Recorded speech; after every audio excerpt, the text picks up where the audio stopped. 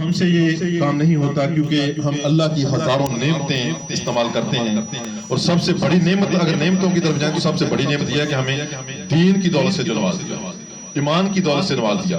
ہم کوئی ٹکٹ نہیں لیے تھے کیونکہ اللہ تبارک و تعالیٰ فرشتوں نے کہا، اور اس کے بعد نبیوں کی صدائیں گونجی، نبیوں نے کہا کہ اے اللہ جو آخری طرف نبی آنے والا ہے اس ہمیں اس کی امت ہی بنا دے، یا پھر وہ امت ہمیں دے دے۔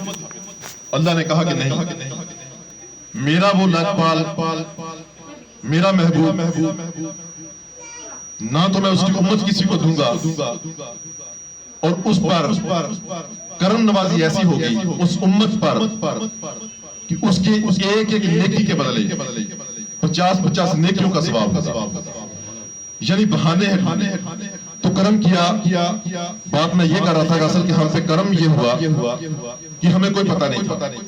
ہم تو کسی ہندو کے گھر پیدا ہو جاتے ہیں، مشرک کے گھر پیدا ہو جاتے ہیں، کسی کافر سکھ عیسائی کے گھر پیدا ہو جاتے ہیں۔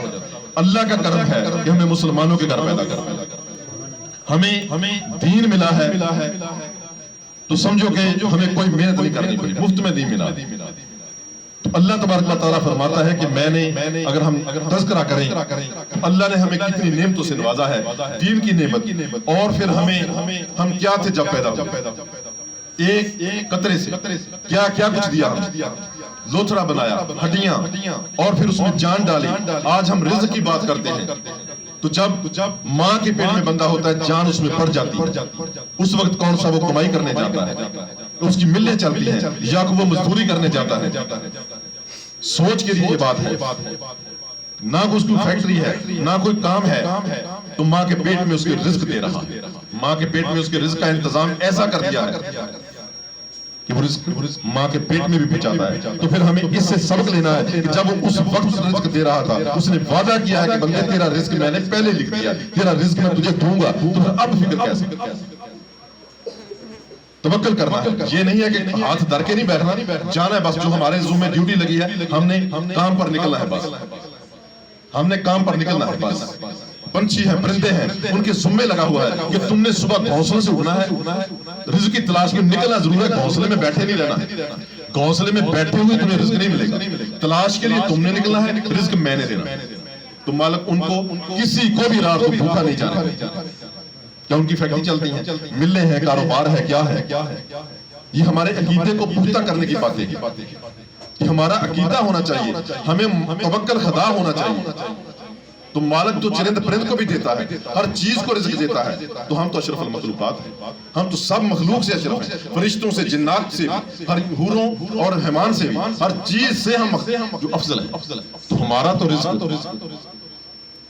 ہمیں تو فکر ہی نہیں ہونی چاہیے، کیونکہ جب اس نے وعدہ کیا تو ہمارا عقیدہ ہونا چاہیے کہ وہ انشاءاللہ دے۔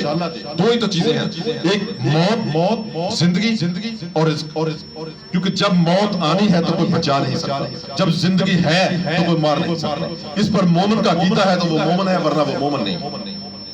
اسی طرح رزق پر اگر اتنا پختہ یقین ہے کہ میرے مالک نے مجھے دینا ہے، تو پتھر میں اگر کیڑے کو رزق دیتا ہے تو تیرا تو رزق انشاءاللہ تیرے بوئے پر چل کے آتا ہے، تجھے لینے کا ٹائم۔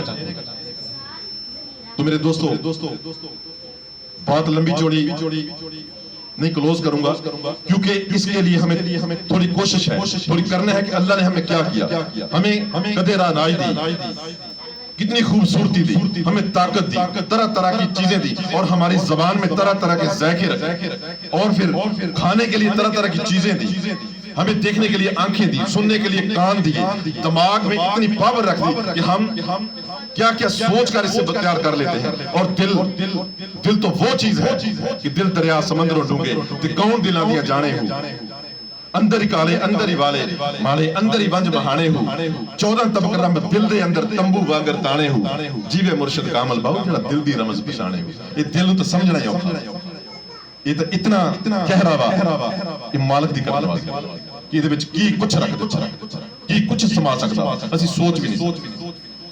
کہنے کا مقصد یہ کہ ہمیں اتنی نعمتوں سے نوازا تو ہم کیا کر رہے ہیں؟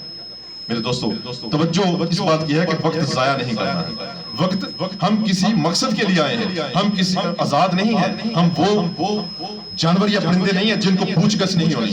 ہمیں حساب دینا ہے, ہماری پوچھ گچھ ہونی ہے. کیونکہ ایک گھر کا اگر فرد ہے, ایک کسی فیکٹری کا مالک ہے یا کسی ملک کا کوئی سربراہ ہے, جتنی اس کو سربراہی دی گئی, جتنی اس کو فضیلت دی گئی, جتنا اونچا عہدہ دیا گیا, اتنی ہی زیادہ پوچھ گچھ. اعلیٰ مولی مشکل کیا فرماتے ہیں کہ جتنا کم رزق ہے اس پر حساب کم دینا پڑے گا, جتنا زیادہ رزق ہے حساب زیادہ دینا پڑے گا.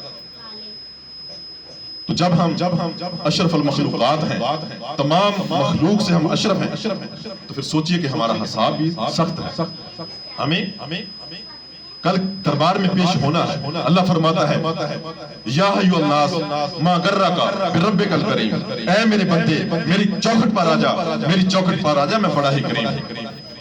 وہ تو تجھے پکار رہا ہے, کہتا ہے کہ کل تو تُو نے آنا ہے, کل کفن میں منہ چھپا کے آنا ہے, لوگ تجھے کندھوں پر اٹھا کر لائیں گے, تو پھر بھی تو آنا ہے.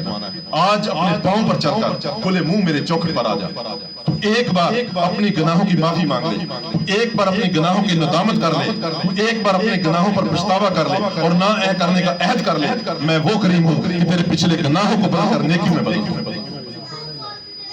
تو میرے مالک کی چوکھٹ پر آنا ہے, آ کر تو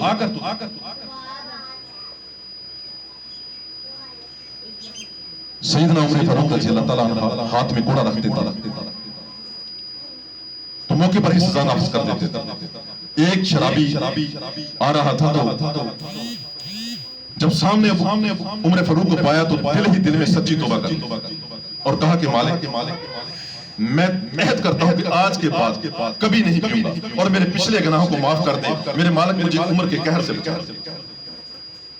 تو بوتل کو بغل میں چھپانے کی کوشش کی, تو سامنے سے عمر فاروق رضی اللہ تعالیٰ عنہ آ گئے. تو کہا کہ کیا چھپا رہے ہیں؟ کہا کہ جی حضور سرکہ ہے. کہا نکالو. جب نکالا تو وہ شراب سرکہ بن چکا. جو رب کریم شراب کو بدل کر سرکے میں تبدیل کر دینے پر قادر ہے, ہمارے گناہوں کو بدل کر نیکیوں میں تبدیل کر دینے پر بھی قادر ہے. زمانہ جانتا ہے کہ بشر حافظ زمانے کے شرابی اور ہر وقت نشے میں دھت,